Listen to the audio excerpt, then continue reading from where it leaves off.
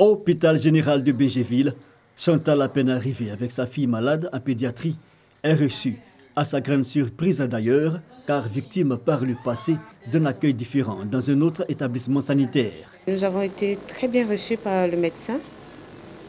Contrairement à certains centres de santé publique où tu arrives, non seulement tu attends pendant longtemps avant qu'on commence à prendre même la température et tout ça, mais là ce matin, bon, les choses ont été très promptes.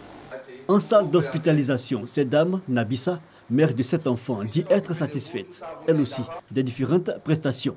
Par la grâce de Dieu, en tout cas, ils s'occupent bien de les gens ici. Personne ne se fâche contre quelqu'un. Quand tu as besoin de eux et ils courent vite pour venir vous recevoir. Franchement, on est heureuse avec eux ici. Des agents travaillant avec passion et efficacité. Le but du financement basé sur la performance FPB qui consiste à récompenser les agents qui proposent de meilleures prestations.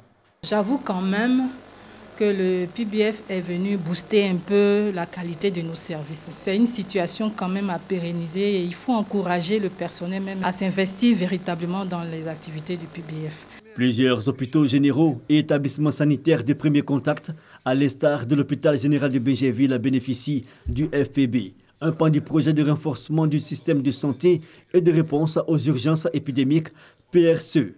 Les meilleurs établissements de santé rurale et urbains ont été récompensés pour leur qualité de service et l'utilisation de façon efficiente et efficace des moyens mis à leur disposition. Il s'agit des centres de santé d'Alono, de Kayeta, dans le district de Saint-Fra, d'Anyama et de Béjéville. Nous avons épousé entièrement le PBF à l'hôpital général de Béjéville. C'est une approche assez importante qui nous apporte un financement complémentaire. Tu poses un acte, on te donne un peu d'argent. Et cet argent permet de motiver le personnel.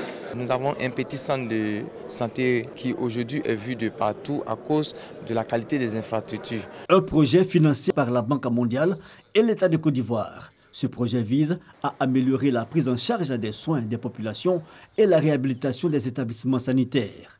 Il y a un contrat de performance qui est établi entre chaque centre de santé et le ministère de la Santé, selon les possibilités du centre.